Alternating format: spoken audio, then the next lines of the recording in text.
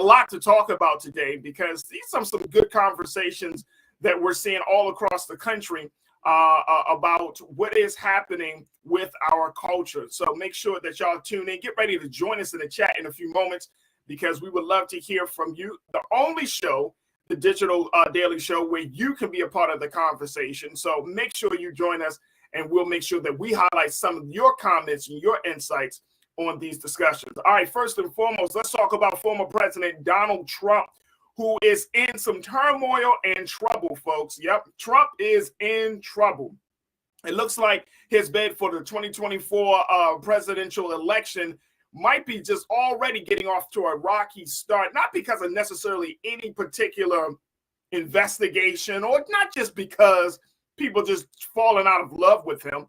They just don't feel like he is a viable candidate. And according to the latest polls, it looks like that sentiment is not just coming from the Democrats or independents, it's actually coming from the GOP. Let me share with you what we got to say, what's been discussed about President Trump within the ranks of his own party. Take a look at this, folks, and this is coming out of USA Today. By a 2-to-1, GOP and GOP-leaning voters now say they want Trump's policies, but a different standard bearer to carry them.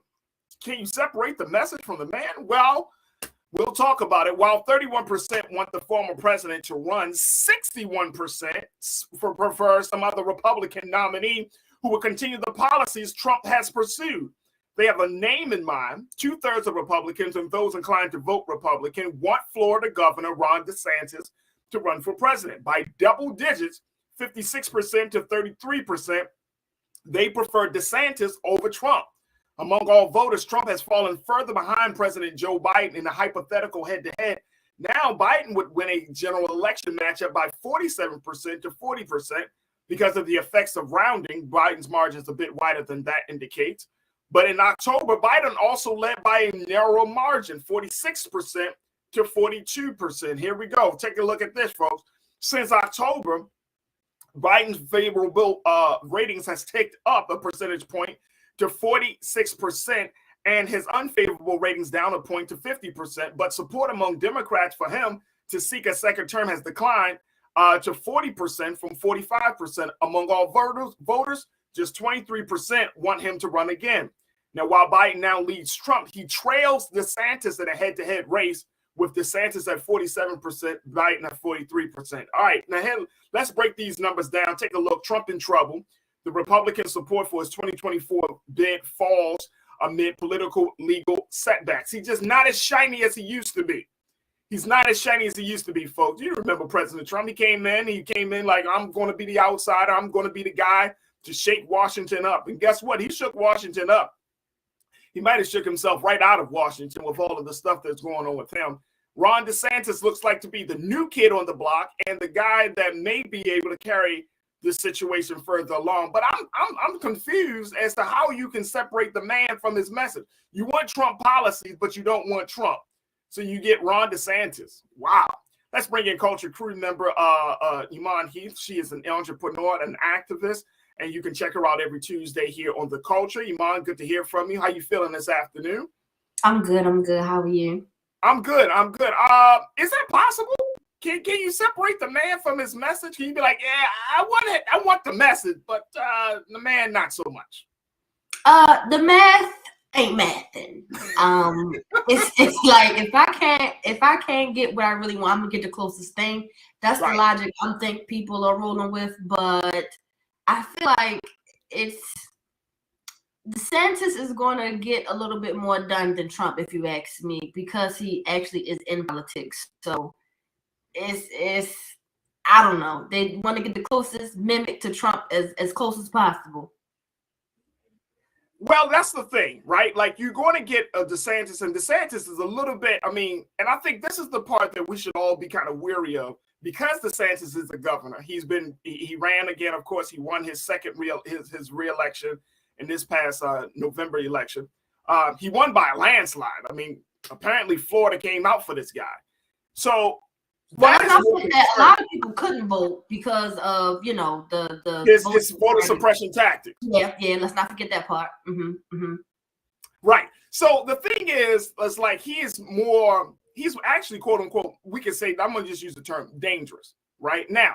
The thing about DeSantis that I think that separates him from Trump is that Trump really doesn't have a respect for authority and structure. I don't know if that's the case for DeSantis. I'm not.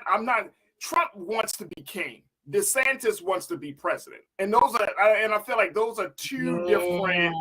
I feel like those are two different things, right? Like Trump wants to rip up the Constitution, and maybe DeSantis wants to rip up the Constitution too. But I think DeSantis is more knowledgeable and say, look, if I go so far, I'm really going to put myself in some hot water. Yeah. And it's not, that's not the, I hope that's not the route he wants to take. However, looking at what he's already tried to get done in Florida, he recently is working on getting a petition for the Supreme Court to investigate any COVID-19 vaccine fraud amongst big pharma rather than actual civilians. So he's starting to rally up and shake the cage as being that person who's on the outside and I'm all for you and let's round up the troops and let's round up the Proud Boys and let's get her done because y'all were forced to get these vaccines, and even though you didn't want to get it, like it's Trump but just shinier. It's Trump but a little cleaner. It's Trump but it's just said in a different way. It's honestly, I think we're gonna get, hopefully not, but if he does wind up he runs for the presidency, it's going to be the same thing. It's just not going to be as, the things he says isn't just going to be as outrageous or as blunt as Trump, but it's going to be the same person. It's going to be the same person, and we both know that as president, you're going to have to appeal to a much larger audience. Florida is a GOP conservative state; it's a stronghold, right? But when you run for president of the United States, your messaging, your policy proposals, all of that is going to have to be tailored to a mass appeal, right? Right. And so everything that you did, and I'm speaking of DeSantis, everything this guy did in Florida, he's going to have to amplify it 10 to 20 times if he just decides to run for president, because now you got to speak to Black folks. You got to speak to Latino folks. You got to speak to all of these different groups of people from around the country. It just can't be the Florida folks that came out to support you. It's got to be a mass appeal audience. Now I want to get your take on this, Amon, because as much as we talk about DeSantis and Trump, it don't look like the Biden-Trump situation part 2 may not even happen, because it's just, it don't look like it's going to happen. Trump's got too much baggage at this point. Biden is far beyond getting some wins under his belt right now. Yeah, he fell off a bike that wasn't moving. So his whole you talking about Trump or you talking about Biden? Biden fell off a bike that wasn't moving. So this whole appeal to Americans at this point is like, sir, you're just not the right fit.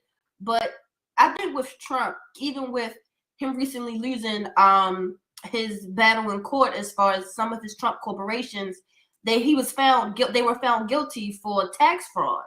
So I think those mishaps and mistakes, especially with January 6th, and that case keep getting postponed over and over again, and it's now a year later, and we gotta stretch it further for these witnesses to do this and do that. So Trump then got too messy.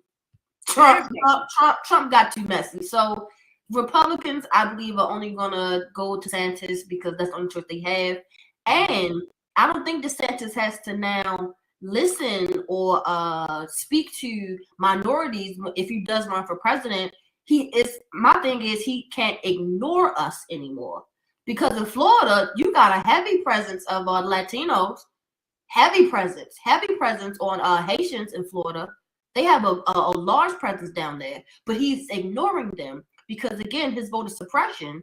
When we were told that everything's fine after the hurricane, I forget the name of the hurricane, but we were told that, everything's fine, everything's good, when that wasn't the case in a lot of areas for those minority groups that didn't get what they needed to be able to vote. So he does shaky stuff in Florida. Yeah. So I can only imagine what he'll do for the nation. It doesn't make sense. It doesn't make sense. Now, here's the thing, and I want to get your take on this, and we're going to take a quick pause. But I think that the strategy of getting people out to vote and getting people engaged in this next presidential election, I honestly believe, Iman, this election that we just went through in November might be. It felt different in the sense like I don't foresee a lot of people coming out for even this next presidential election, and I'm saying that with all due like understanding and sincerity and just I think that like this last election we were just like, all right, cool, we're gonna try this thing one more time, but I just don't see people getting excited. I feel like we're not going to see the level of voter turnout that we might see. And it's not just because of the candidates, because the Democrats are going to really have to come up with a plan B. Even though Biden said he wants to run, even though Biden is getting some wins under his belt, no, that's not your go-to guy. That's not your go-to guy right now. So Democrats are going to have to figure out, and I'm saying somebody like that's already on the scene, they're going to have to figure out who is going to be the candidate of choice or the number of candidates. You know, it might not just be one person. It comes down to one person for the nomination. But I'm saying you're going to have to figure out at least a good 4 or 5 different people that Democrats can say, okay, these are our choices. And I'm not even going into that conversation, but it's just more of important. Like, I just don't know if people are going to be so engaged and turn out to the way that folks expect them. So they have to start Democrats have to start finding those faces now, though. We have to start putting those faces in the news as much as possible now. Get people familiar with who they're possibly voting for now. Don't wait last minute to like, oh damn, here go the deadline.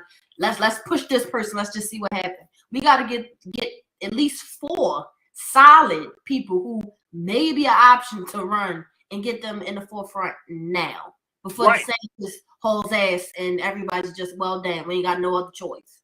And I hate identity politics, but you're gonna have to get like a black candidate, a strong white candidate. You might have to get a Latino candidate.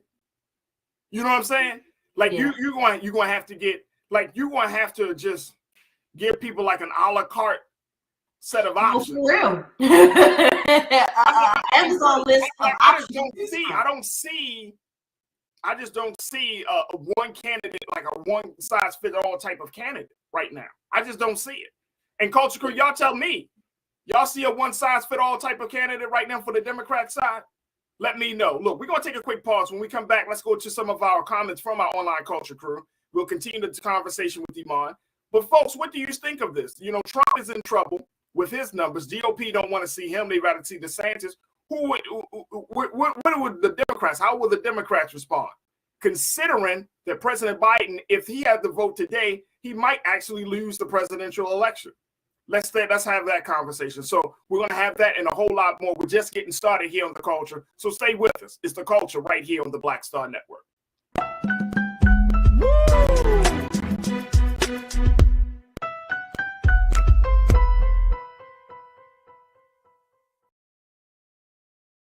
When you talk about blackness and what happens in black culture, you're about covering these things that matter to us, speaking to our issues and concerns. This is a genuine people-powered movement. There's a lot of stuff that we're not getting. You get it, and you spread the word. We wish to plead our own cause.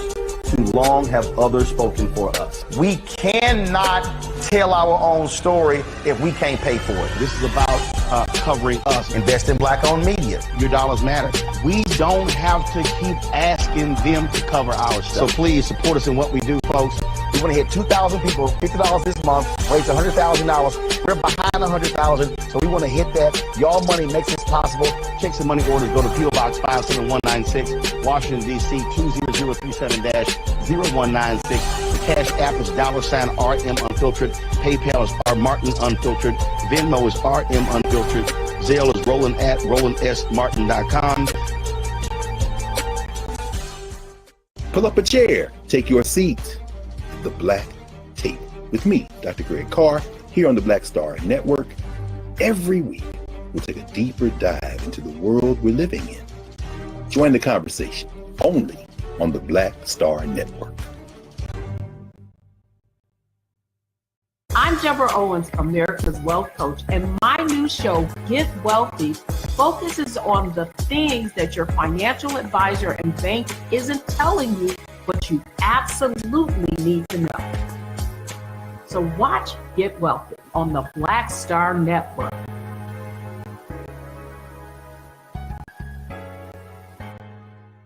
Hatred on the streets, a horrific scene, a white nationalist rally that descended into deadly violence.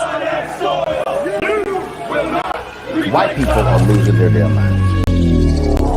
As an angry pro-Trump mob storms the U.S. Capitol. We're about to see the rise of what I call white minority resistance. We have seen white folks in this country who simply cannot tolerate black folks voting. I think what we're seeing is the inevitable result of violent denial. This is part of American history. Every time that people of color have made progress, whether real or symbolic, there has been what Carol Anderson at Emory University calls white rage as a backlash. This is the rise of the Proud Boys and the Boogaloo Boys. America, there's going to be more of this. This country is getting increasingly racist in its behaviors and its attitudes because of the fear of white people. The fear that they're taking our jobs, they're taking our resources, they're taking our women. This is white fear.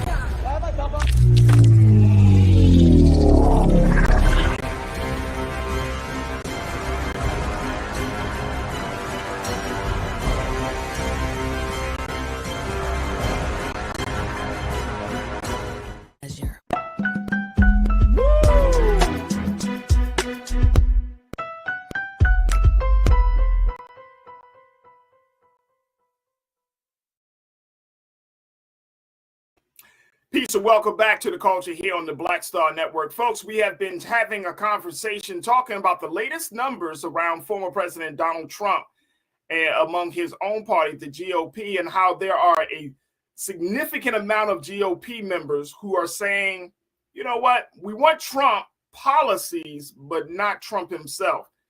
GOP are now putting forth are saying in a number of different ways that they would rather see a person like a Florida Governor Ron DeSantis taking the mantle to be the next presidential nominee for the GOP instead of President Trump. What will this do to the party when Trump is not praised and lauded and admired and the folks aren't rolling off the red carpet for him? Well, folks, only time will tell. But if we look at the pattern in thinking of former President Donald Trump, we know that may start a culture war, a serious war within the GOP. We may see Trump start to blast Ron DeSantis. I mean, it may just create a whole situation. Now, on the other side of things, President Biden, if based on some of the latest polls coming from USA Today and Suffolk University, they found that President Biden, if he were to go to a head-to-head matchup with President Trump, he would win. But if he were to go into a head-to-head matchup with Florida Governor Ron DeSantis, he would lose. So it puts the Democrats in a tight spot and trying to figure out, do we keep pushing for Biden to move forward in the re-election process, or we start looking elsewhere for a candidate that can speak to it? Folks, we want you to join us in the conversation as I'm talking to Culture Crew member Iman Heath. Iman, this is going to be the conundrum. This is really, I feel like this conversation is going to go just spill over for the next year and a half. We're going to be having dozens of iterations of, what will the Democrats do? My suggestion was you just got to throw out all the different candidates that represent various schools of thought, whether you're talking about progressive or you're talking about like the Democrat socialist or whatever the case may be. But the Democrats are going to have to try to appeal to as many people as possible, because even though President Biden is racking up some wins, some legislative wins, some cultural wins, especially with the release of Brittany Griner, even though he's doing these things, people still just don't feel like he's the guy to take the country forward come 2024. And guess what? I understand. But I wonder if he understands that, Iman. Like, you got to talk to this guy. You know what I'm saying? You would have to sit him down and be like, Mr. President, you're doing all right, but you're not the guy. this ain't it. And like I said months ago, they used Brittany Griner as a pawn. Russia used Brittany Griner as a pawn to get back what they really wanted. And I feel as though Biden may have pushed to get her home so hard so he can gain support of the LGBTQ community. But even with that, you're just a default candidate at this time. You're the only face that Democrats see at this time. So you're going to get that support and that backing because at this time, it looks as though like you're the only option. So yeah, Biden, I don't think Biden has a chance whatsoever. Absolutely. Absolutely. All right, let's go to the online culture crew members, hear what folks got to say. Mingly Natasha Surge, you checked in and said Trump has been in trouble since January 6th, and before that, yet nothing happens. Well, we know that. We know that. I'm waiting for the Al Capone moment. That's what I'm waiting for. Y'all know who Al Capone.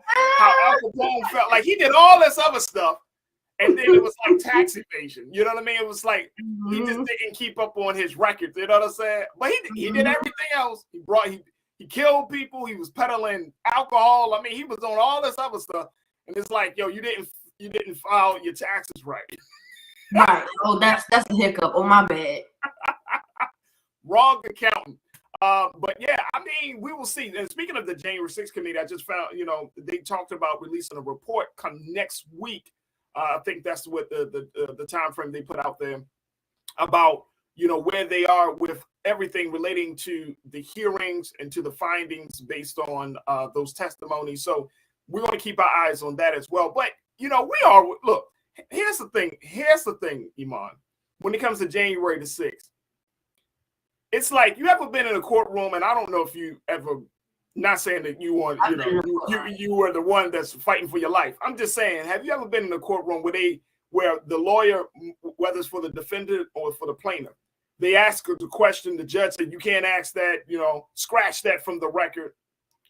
And so, but the question is— It's been a lot of scratching, Farajii. It's been a lot of scratching. The question has already been asked. The thought has already been expressed. So when we talk about January 6th, the point I'm making is that when you talk about January 6th, the American people know Trump was behind that. It's just a matter of proving it in quote unquote, in the court of public opinion, right? Which is what the January 6th committee has been trying to do. And it's also a matter of proving it in the court of law. But we all know, had Trump not said what he said, then those people wouldn't have stormed the Capitol the way they did. So you can't scratch that. You can't just say, oh, y'all forget this from— you can scratch it from the record, but you can't scratch it from the hearts and the minds of the American people. And that's the part. And those are the voters. That's what matters. the American people are the voters. That is what matters. Exactly. And so if you put all of your eggs in the Trump basket, you are going to be missing some eggs, man. Like he took them files, your eggs are gone, dog. He took the files and didn't tell nobody. Had the files chilling down there at the house. As if nobody would ever come across. You're not going to get it. Absolutely. Yeah, no. Lana, you checked in and said, look, 1,000 people come in here prior to Warnock, Walker elections, and now just the faithful, the culture crew told y'all, Black Democratic strategy don't even keep us engaged unless it's talk. That's true. And she's talking about just the number of folks that we've had on this show. I mean, number of watchers that we've had. Our watchers have grown tremendously over these past few weeks because of what we saw down in Georgia. But more importantly, you always got to appeal. And here's the thing, and Iman, you know this: mass movements do not happen with large numbers. They start with small numbers. Y'all hear me on this. If you look at the history of any level of movement in this country or any other country, it did not start with the masses of people. It started with a small number. Hell, Jesus only had 12 disciples, and you know what I'm saying? It's a very, very small group of people who can make the biggest impact and make the biggest change. So movements that we've seen in this country, social justice, whatever the case may be, those numbers are— you can't look at numbers. And that's one of the big things that I just want us to keep in mind. What's your take on that, Iman? I agree. It takes that one person to connect to another person, then they connect to another person. That's how it grows. Sharing the same mindset and sharing the same ideas, or even having a different perspective for the same idea, but as long as the objective is the same, that's what matters. So I do agree that movements start with a small amount. It's not going to be a gang of people that's going to hop on the same train or the same bandwagon all the time. It is going to take work, especially when it comes to politics, especially for minorities, especially for Black people. We have to stay encouraged and understand that we have to stay on the right foot and keep pushing the message that we need to get things done, but also do the work. We can pray all day long, but in order to get the movement and actually obtain something or get a goal achieved, we have to understand we have to just keep pedaling. Just because we may see not as much engagement as far as just not just out the show in general. I'm speaking in general. We have to keep going. It starts with one person, and if the ball keeps rolling like a snowball, start at the top of the hill, the snowball is pretty small. But as it keeps rolling down, it gains more momentum, and it gets larger as the size goes. So we got to keep it. Absolutely, absolutely. Chris, you checked in and said, look, I definitely don't want DeSantis running, but Trump shouldn't even be in a position to possibly run again. Facts. That's what I said for the presidency. Trump should be thrown under the prison right now. I hear you. White privilege will keep him out of jail, though. And that money. White privilege and his money is going to keep him out of jail. And come to find out, Trump doesn't even have that much money, to be honest. But it's that privilege going to keep him out of there. And speaking of money, Iman, you brought this, you're bringing this up. Like, I literally saw a figure where they was like, oh, Forbes said he has over $3 billion.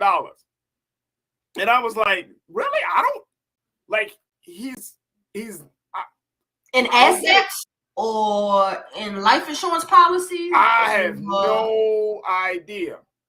But let me tell you, when you look at the history of Trump, it's always been a question mark about actually how rich is he.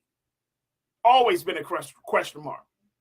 So you really don't know. Like, you can Google Jeff Bezos, you can Google Bill Gates, you can Google Warren Buffett, but you Google Donald Trump, you want to get a number, but it may not be accurate. Yeah, it's gonna have a couple stars next to it. It's definitely gonna have a star next to it. A couple of footnotes. Yeah. Absolutely. It is not gonna be accurate though. Right. Especially the tax fraud situation. Yeah, nah. No. You ain't even kicking out what you're supposed to be kicking out. So I know all you have ain't even yours. So it's look, remember he made that statement, when did he make it? It was some time ago where he was like, he basically said, I don't pay taxes. Like, the taxes that he actually pays is so small compared to the wealth that he said he has. And people were like, what? He's like, yeah, I just use the loopholes. He did say it blatantly. He did. Back in his TV days, he did say that. I just there are loopholes in the tax laws and structure, and I take advantage of them. I'm like, and see, it's a hell of a thing to be an honest liar. And that's what got him. That's what got him to be the president. That's what got him there. And now one thing you can count on is that he gonna lie. So I'm not going to talk about the psychology behind it, but to be an honest liar is a hell of a thing. That's a hell of a talent. Right. All right. Let's go take one more comment. Tony, you checked in. Tony Appleby, you said, look, I've never seen so many people wanting another human being's downfall. I thought we were the people of forgiveness, love. Why so much hate? None of these guys never took serious Obama or Biden. Look, man, come on, Tony. Tony, forgiveness and love. All right, let me say this very quickly because we got like 30 seconds to do this. You only extend forgiveness if somebody shows that they are remorseful. If the perpetrator, the person who has done the violation has not said, I'm sorry, I was wrong, why do we automatically extend forgiveness when they haven't even admitted to the wrong that they've committed? Trump has never said that he was sorry about anything. You might have said it in a narcissistic way, like, I'm sorry, I'm so great. I'm so sorry, I'm great. But we are so quick to talk about forgiveness, love, all of those things when the person hasn't even qualified themselves to receive any sort of leniency or pardon. What forgiveness, Tony? What are you talking about? That's why black people are extended. That's why we're where we're at now. Yeah, that's why we're at where we're at now. We want to forgive and show love so much when we haven't been even extended. An olive branch haven't even been extended to us. That's our problem as a whole. So yeah, no, that's what I'm saying. As black folks in this country, and I've heard this argument time and time again. Black folks, we do it all the time. We talk about forgiveness when somebody hasn't even said, "I'm sorry." Yeah, I'm not doing. I wasn't raised like that. You punch me in my mouth, and I'm gonna forgive you before you apologize to me. That goes against human nature. That goes against logic. That goes against the street code. That goes against the G code. You do not extend forgiveness to somebody who don't even see that they are wrong and violating you. That's all I'm gonna say. That's all I'm gonna say. So why people hate on this dude? Like, if this dude actually was apologetic about the things he said, the policies he's put in place, the ideas that he has continued to espouse, if he apologized for anything, it'll be one thing. He hasn't apologized for anything. Not one thing. And we talking about forgiveness and love. I'm so sorry, Tony.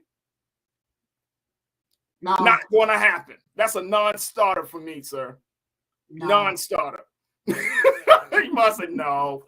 All right, look, we got to take a quick pause when we come forward. Let's switch gears. Let's talk about a trend that we may not even be knowing about, that we may not know about, excuse me, which is what we're seeing with military and schools, how some JROTC programs are going into schools which house, Black and brown students, and they're doing recruitment efforts. The problem is, according to this New York Times analysis, more Black and brown children and students are recruited for military services than white students. Why is that? We'll have that conversation. Stay with us. It's The Culture here on the Black Star Network.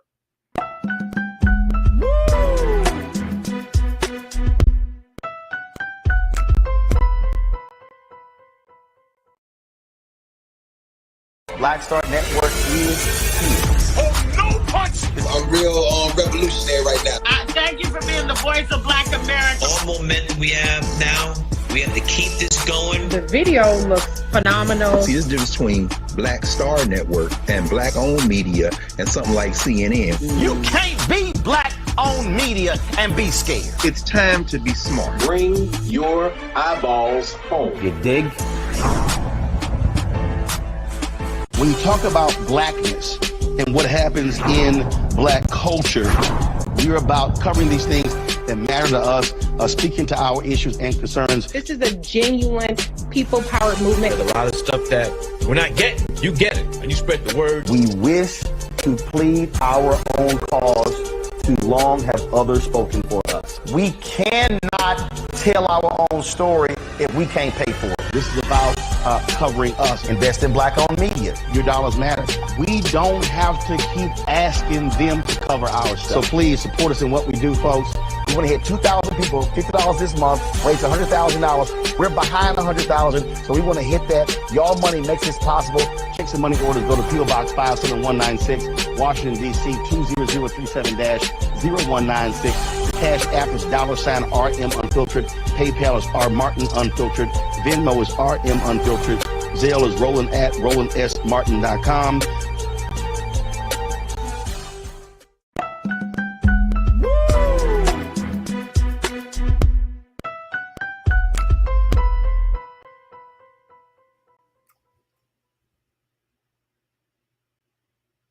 All right, folks, welcome back. All right, the next conversation that we wanted to have was about something that personally I did not know was happening, but then I found it to be interesting, and I thought to myself, we need to talk about this.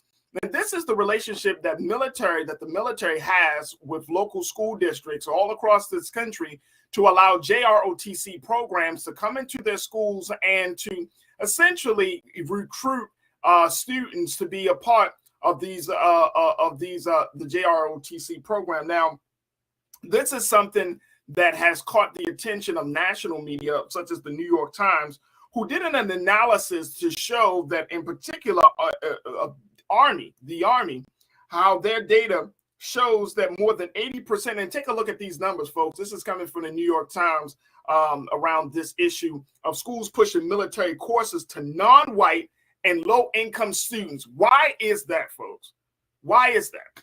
According to the New York Times analysis of Army data and 200 plus public records, more than 80% of high schools with at least 75% of first-year students enrolled in JROTC had a predominantly Black or Hispanic student body. Meanwhile, the percentages at other JROTC high schools and those without the program were more than 50% and around 30% respectively. Now, however, the Times discovered that thousands of public school students were placed in the courses either as an explicit mandate or by automatic registration.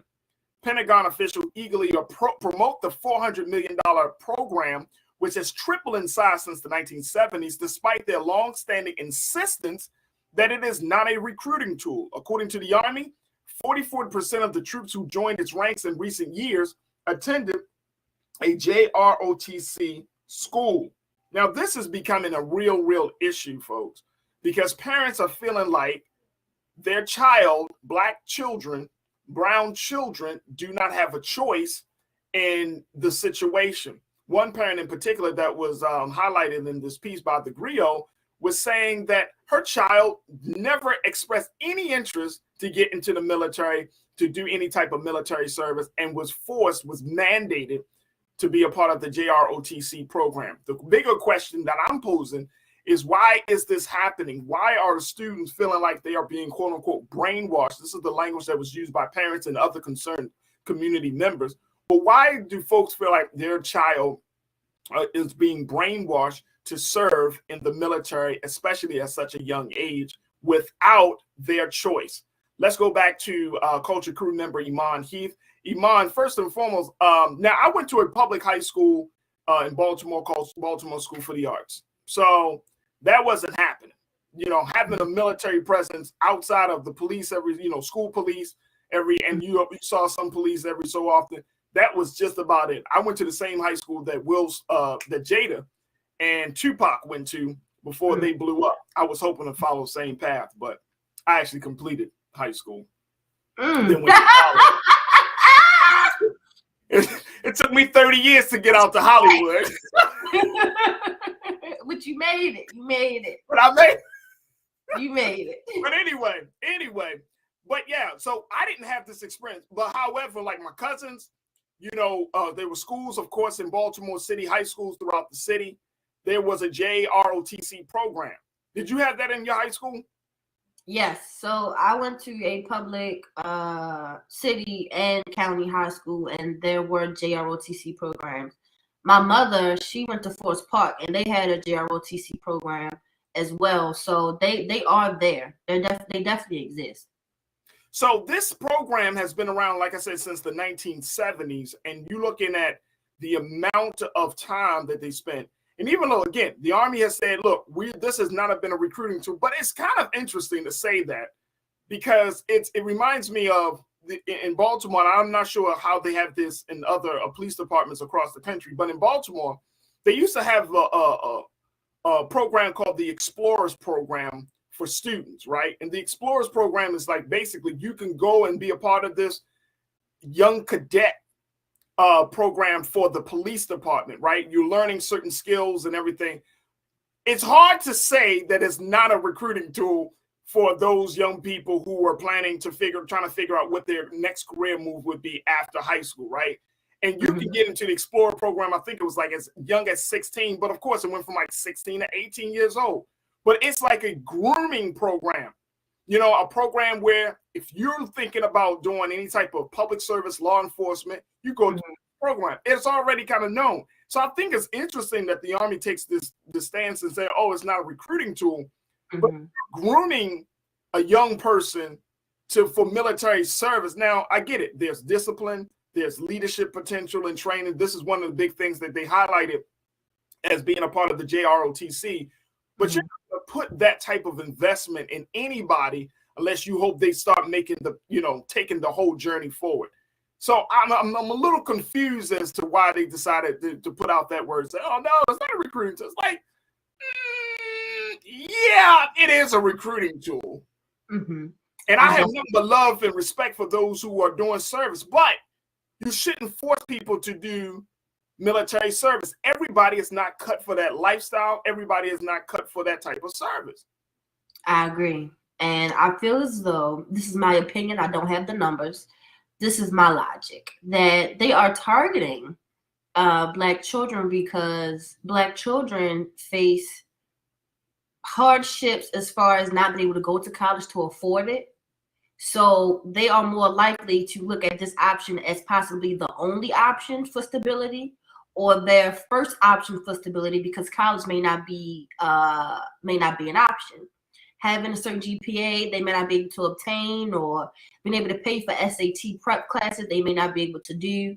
So to target a audience of people who are more than likely going to actually consider this as an option as their career, I can see why they would target minorities.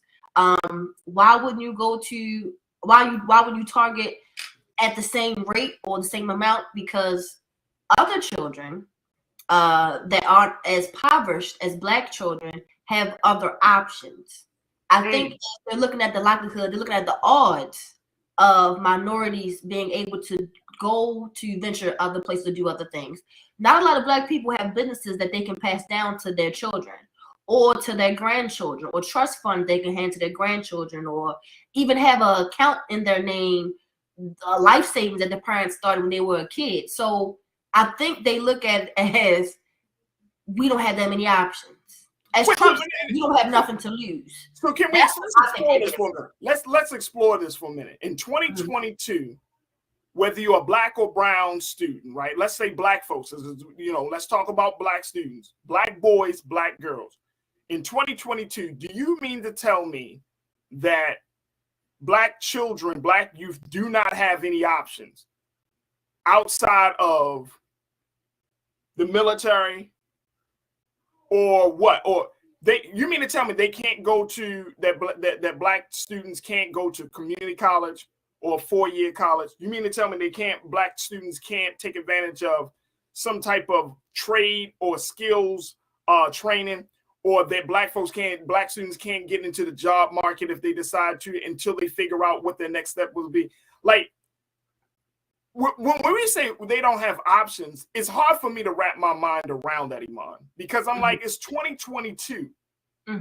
We have, hell, if it was 2020, we have options. But Farajii, it's 2022, but things have gotten, as far, especially the economy has gotten even worse. We have kids who are 17 that are parents to their siblings. We have children who are taking care of their siblings while that parent continues to have more children and just puts it on the child. We have a lot of children who are in and out of juvenile system who would have no other option but to be able to go to the military, and hopefully they'll go through the training, and whatever charge they may have may be forgiven. But I'm not saying that they can't have other options, or that they most likely don't have other options. But the reason for minorities to be targeted is because it may be looked as they don't have other options. These children have to go straight from school and go to work, or have overnight jobs and come to school. Going to a city school versus a county school in Baltimore, when I say was night and day, from my experience, even elementary school was night and day. So it's a lot of responsibility on these younger children that we may not be experiencing. Then to add social media and having us live up to this certain standard to afford this and afford that, like, it's a lot of pressure on minority children, especially who are in poverty as well. It's a lot of pressure. So I'm not saying they can't or they don't have the option, but stability, the military looks like it provide me stability sooner than later. I can see that. Recto Hernandez, you checked in on our chat. You said military pays for your rent, all your food, and you can retire in 20 years. With that said, you have to re-enlist. You can, I think it's like you got to do 4 or 5 years or 5 or 6 years, and you don't have to re-enlist. You can save what you need to save and go ahead and head on out and do something else. Military may be a stepping stone for some students. My older brother, he wound up going to the military, and he's out, so he used it as a stepping stone. But I'm thinking of stability for a lot of these Black children. Okay. And it's, part of me is still like, and you made the point explicitly clear, and I agree with you that level of stability. But it just seems like, and again, this program started in the 1970s. When you look at where we were in Black America and back in the 1970s, I could at least say socially, there weren't many options for Black folks in the 1970s going into the 80s. You know what I mean? Because we were just coming out of the Vietnam War was happening, of course, during that time. So the intention of the military at that time was recruitment. The intention was, we don't have enough men and women, or at that time, we don't have enough men in the ranks. So we need to recruit, right? Like, we need to get things together. But I just, in 2022, and you're talking about 50 years later, if we're still in the same place, this means that socially, economically, we have not made any type of progress for setting up a different future for Black children. Now, I'm not saying that military service isn't important, but like I said, military service that's one of those things that's if you want to do it. You don't just be like, I got this skill set, might as well just join the military. That's a whole lifestyle. That's a whole change. A big lifestyle. That's huge. You know what I'm saying? Like, if for those who have gone to the military, that was a decision, a conscious decision. That was a decision about, looking at, of course, you could talk about the pay, you could talk about all of that other stuff, but I'm talking about to say, you know what, I'm going to be a member of the United States military. That is a very big decision versus, I don't have nothing else to do. I might as well just join the military. And I get it, but part of me is still like, this is a sign that we haven't made the type of progress that we think we have made. Because if that's still on the table where you feel like, you know what, either the streets or the military, then that's a sad state of affairs that we find our community in. And I could be completely wrong, and I'm certainly not being disrespectful, because we got a lot of veterans that tune into the show. And my sister is a veteran. She chose military life. And even that, I told her, she told me, she's like, man, she joined the Marines, and that thing is rough. That thing was a rough transition from civilian to military life. And I don't know, if she would have made the decision, but she has come out and she's like, whew, there's some challenges in it. So it's very, very interesting. Look, we got to take another quick pause. When we come forward, we're going to continue the conversation. What do you think, folks? Do you think that Black students are being brainwashed to go into military life without their choice, without their consent? Considering that you got JROTC programs that are enrolling more Black and brown students than white students into their programs. Share your thoughts. We'll get to your comments and stay with us. You're tuned into The Culture here on the Black Star Network.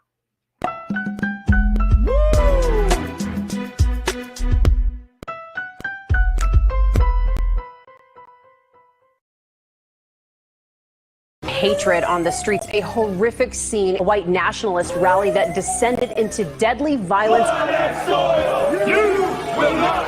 White people are losing their damn minds. As an angry pro-Trump mob storms the U.S. Capitol.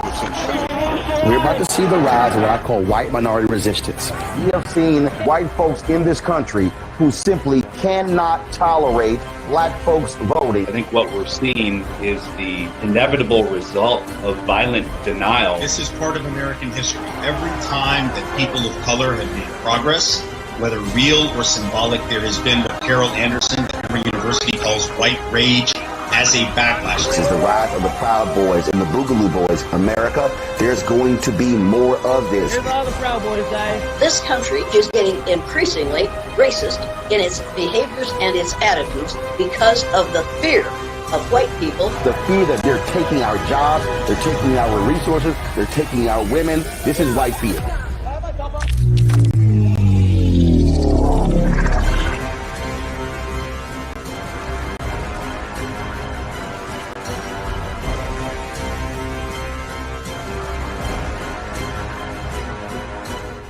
Pull up a chair, take your seat. The Black Tape with me, Dr. Greg Carr, here on the Black Star Network. Every week, we'll take a deeper dive into the world we're living in. Join the conversation only on the Black Star Network. When you talk about blackness and what happens in black culture, you're about covering these things that matter to us, speaking to our issues and concerns. This is a genuine people-powered movement. There's a lot of stuff that we're not getting. You get it, and you spread the word. We wish to plead our own cause. Too long have others spoken for us. We cannot tell our own story if we can't pay for it. This is about covering us. Invest in black-owned media. Your dollars matter. We don't have to keep asking them to cover our stuff. So please support us in what we do, folks. We're going to hit 2,000 people, $50 this month, raise $100,000. We're behind 100,000, so we want to hit that. Y'all money makes this possible. Check some money orders. Go to P.O. Box 57196, Washington, D.C. 20037-0196. The Cash App is $RM Unfiltered. PayPal is R Martin Unfiltered. Venmo is RM Unfiltered. Zelle is Roland at RolandSMartin.com. Hi, I'm Dr. Jackie Hood Martin, and I have a question for you. Ever feel as if your life is teetering and the weight and pressure of the world is consistently on your shoulders? Well, let me tell you, living a balanced life isn't easy. Join me each Tuesday on Black Star Network for A Balanced Life with Dr. Jackie. We'll laugh together, cry together, pull ourselves together, and cheer each other on. So join me for new shows each Tuesday on Black Star Network, A Balanced Life with Dr. Jackie.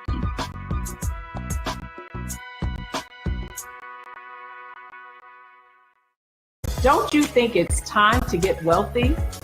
I'm Deborah Owens, America's Wealth Coach, and my new show on the Black Star Network focuses on the things your financial advisor or bank isn't telling you. So watch Get Wealthy on the Black Star Network.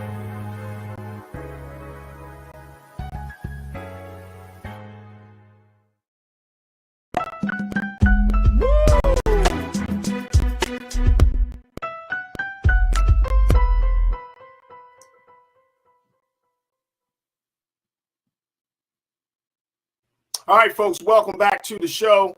We've been talking and having this conversation about JROTC programs, going into schools, and essentially working with Black and brown students more than they do with any other student member.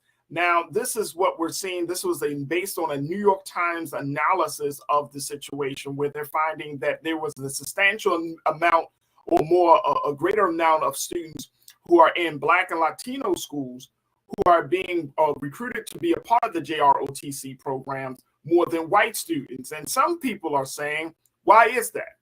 What is really going on? Now, even though the Army, for example, who has been provided some data, they say, look, this is not about recruitment.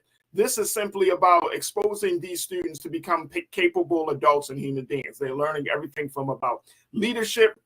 They're learning about service. They're learning about themselves. So this is an opportunity to make students better, which is fine, which I think that is necessary. But then there are some other folks who are concerned that some of these schools and districts across the country that are making JROTC involvement mandatory.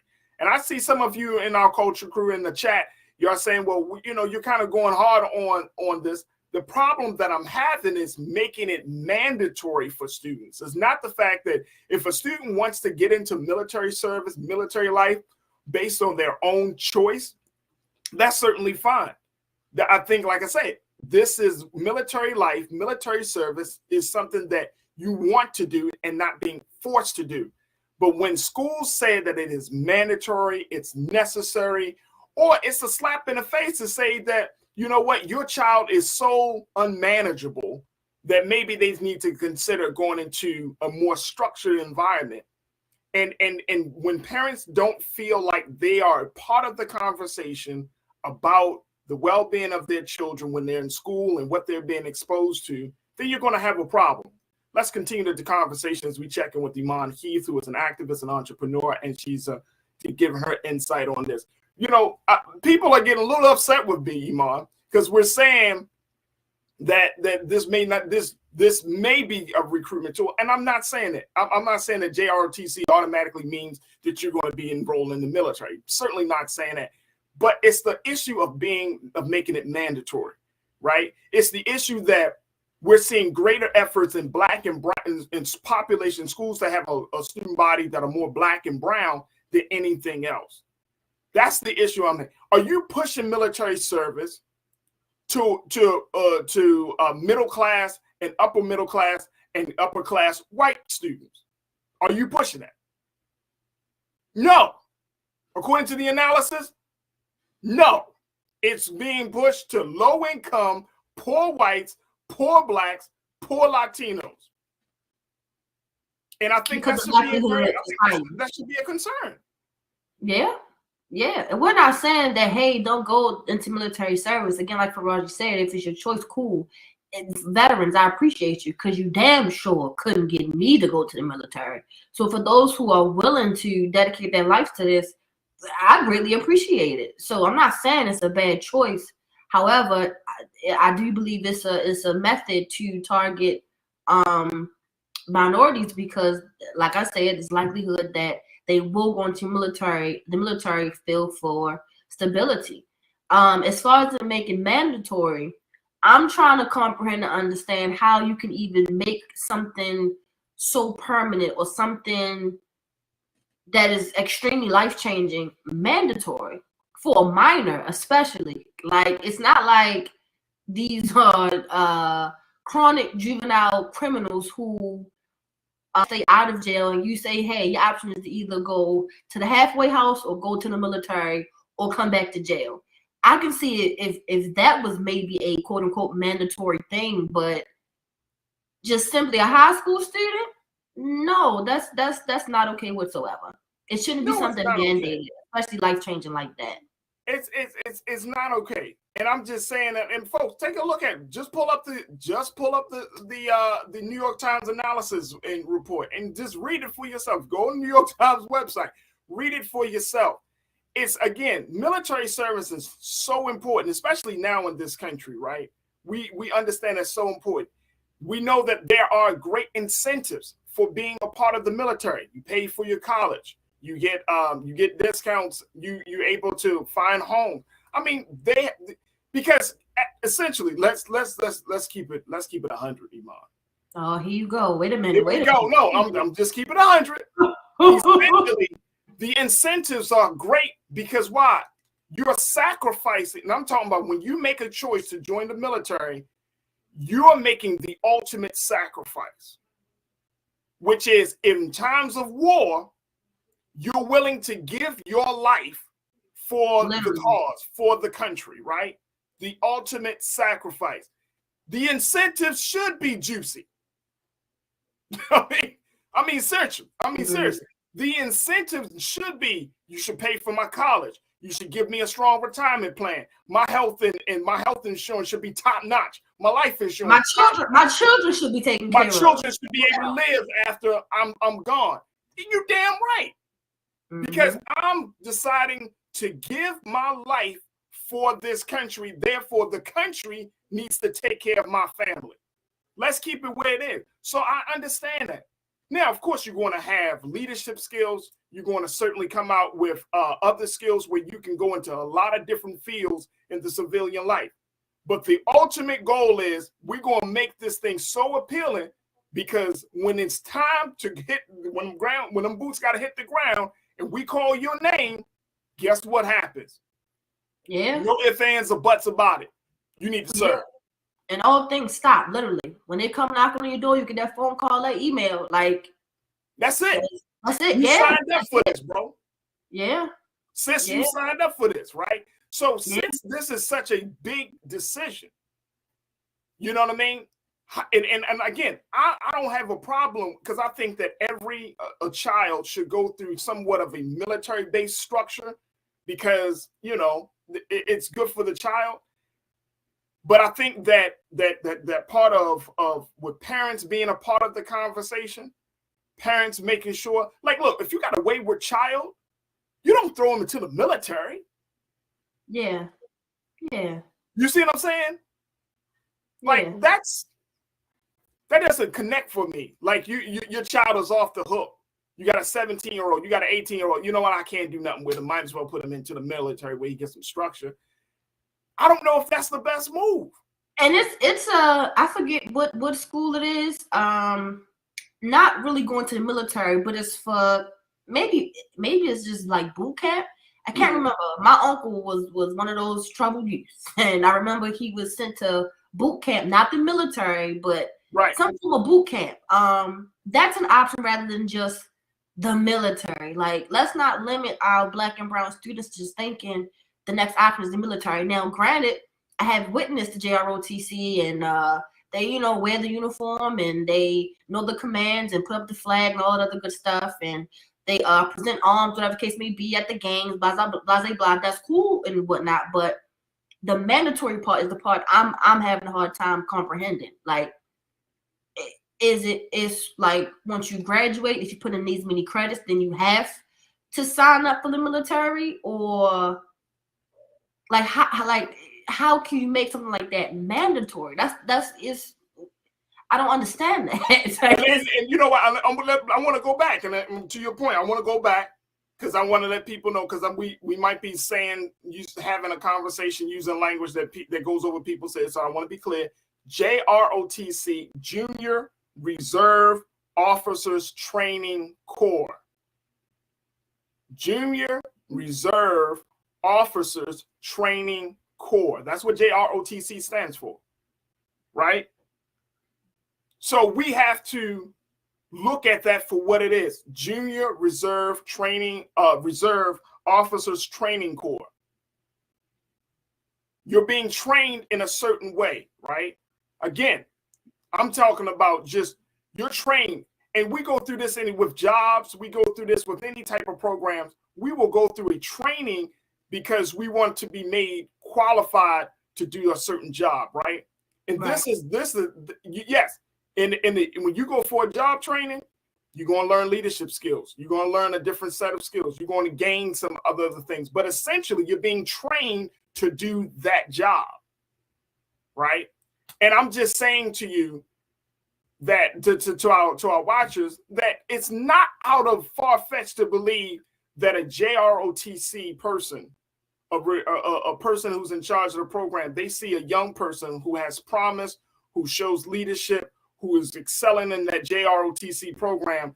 Do you not think that a person who is in the military is going to say something and say, hey, you ever thought about taking this experience that you learned in high school to the next level? Come on. Now, here's the other element of it. And Damon, you checked in and checked on, and my brother Damon Blissett, you said this. You said that your mother told you would never serve in the military because there's no place for a Black man in the military. That's what you were told years ago when you were a child. Has that changed? Has that changed for Black people? Black people have benefited from it. My father is a veteran. My sister, like I said, is a veteran. But has the treatment of Black people in the military changed so much that you feel comfortable with sending your children into that situation? Has that changed? Black women are still fighting for sexual harassment. They are still being told, hey, don't say anything. They still don't. I see a lot of, especially on social media, TikTokers, these women that are in the Navy, and they're like, hey, I keep putting this complaint. I keep saying this and saying that. No one's taking me serious. No one is holding anyone accountable. Or there's backlash for speaking up for any type of harassment or mistreatment of a soldier. So I don't feel as though it has changed. And even for civilians, you want me to go fight for this country, but I can easily be killed being unarmed, going to the gas station for a simple meal, or for not having my turn signal on when I change lanes. So that part for me it doesn't make sense. I'll be damn if I fight for a country that won't fight for me. Shit. That's huge. That is really big. That is absolutely right. And again, we got to have that conversation, right? I've had military veterans coming on to this show talking about the greatness of what they have gained. And again, that's beautiful. But we can't overlook or act as if racism doesn't exist, sexism doesn't exist, that we don't, that black men and black women aren't often overlooked to rise up in the military structure. We just celebrated a black man being in the military, and I forgot the brother's name, so y'all have to excuse me. I think he serves as the Secretary of Defense, if I'm not mistaken. But he's like a black man, and I mean, he's been in the military for years. So we got a lot of different dynamics. This is not just an emotional, like, oh no, Farajii, you just going off on a JRTC pro. No, I'm thinking about the historical implications. I'm thinking about where we are in this country. You know what I'm saying? Like, I have no problem. Look, in the Nation of Islam has a military structure, right? Black boys, black girls go through that. I went through that. I know the benefits of it, right? It's like you go through boot camp. It's like you go through, that level of training. There is a structure. There is a benefit to military structure. This is not that conversation. The conversation is being forced to be in a situation without a choice. And I'm talking about, yes, many of you say you can't join the military without consent. But if you're at school, if you're 16 years old and you go to a school that says it's mandatory, you don't have a choice. You don't have a choice in the matter. Unless you talk to your parents and they talk to the administration. All right, let me I remember it wasn't always mandatory. I do remember that. No, it wasn't. That's my point. Come on, yeah. It wasn't always mandatory. And I'm saying some schools, and if that's the school's decision to make it mandatory, I would, as if I was a member of the army or the military, I'd be like, the hell no, do not do that. Mm-hmm. Because that sheds a bad light on what we are trying to do. Mm-hmm. If the school districts made it mandatory and say not the Army or the Navy or the Air Force or the Marines, don't do that. Because now people are going to look at us and say we're making it mandatory for their child to show up for our program, when in fact we're presenting it as an elective rather than as a class. And there's two different things. Really quick, Lana, you checked and there isn't anything wrong with the military career. Absolutely not. But this is what happens when we let others tell us what's best for our kids. Parents aren't even fighting anymore.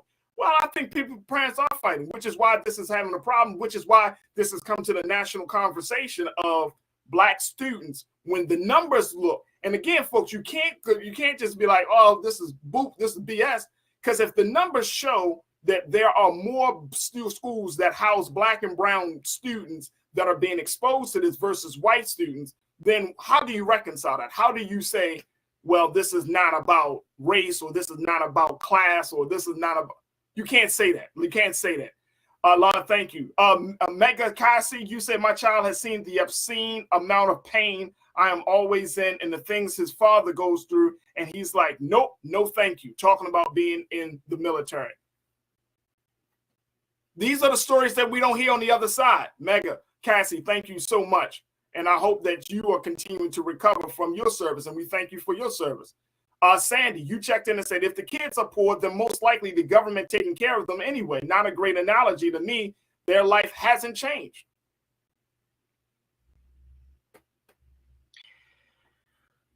I don't know. We gotta take a break, so I'm not gonna say. I don't know about that. I'm not sure if are you saying that like we should just allow the government this? I'm not sure. Sandy, you got to clarify that for me very quickly. And then Conscious Thoughts, you said we must remember that the U.S. education system was never made for us to benefit from. Talking to Lana, kids are graduating now and can't read. this war is set up for them to fail. No Child Left Behind was the worst. Again, so you're talking about being functionally illiterate, or functionally literate, right? Yeah. Where you can just basic concepts you can understand, but not comprehensively understand certain things. Folks, we're in a different time. We're in a different time. And I, as we wrap up this conversation very quickly, I think that we should have more discussions about whether Black children and Black youth should look at military as an option. But this is about choice. This is not about making a mandate. This is not about to throw shade on anybody that has served. We thank you for your service, but this is about choice. In a school setting with teenagers, this is about choice. A network.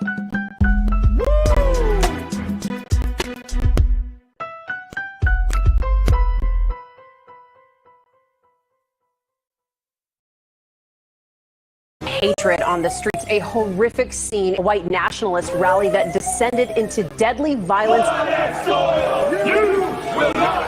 White people are losing their damn minds. As an angry pro-Trump mob storms the U.S. Capitol. We're about to see the rise of what I call white minority resistance. We have seen white folks in this country who simply cannot tolerate Black folks voting. I think what we're seeing is the inevitable result of violent denial. This is part of American history. Every time that people of color have made progress, whether real or symbolic, there has been what Carol Anderson at Emory University calls white rage as a backlash. This is the rise of the Proud Boys and the Boogaloo Boys. America, there's going to be more of this. This country is getting increasingly racist in its behaviors and its attitudes because of the fear of white people. The fear that they're taking our jobs, they're taking our resources, they're taking our women. This is white fear.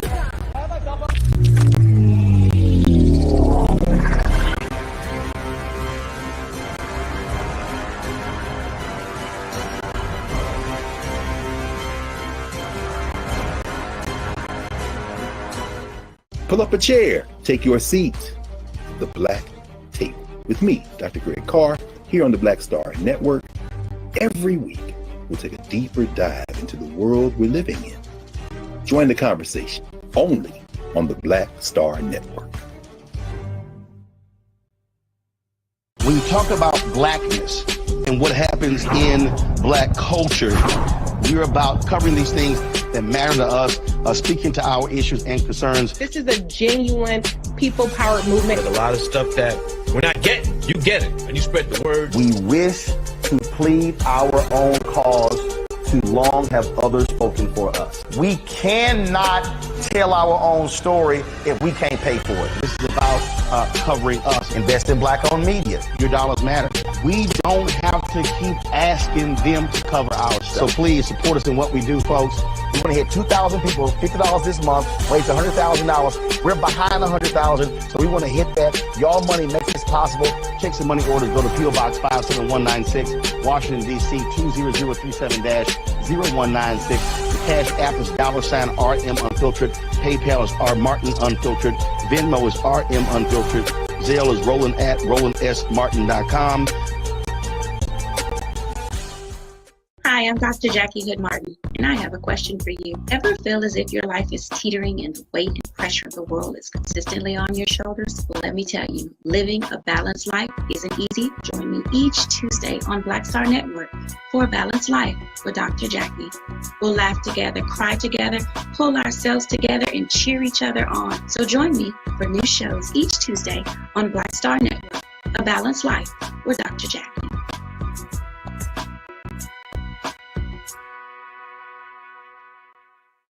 Don't you think it's time to get wealthy? I'm Deborah Owens, America's Wealth Coach, and my new show on the Black Star Network focuses on the things your financial advisor or bank isn't telling you. So watch Get Wealthy on the Black Star Network.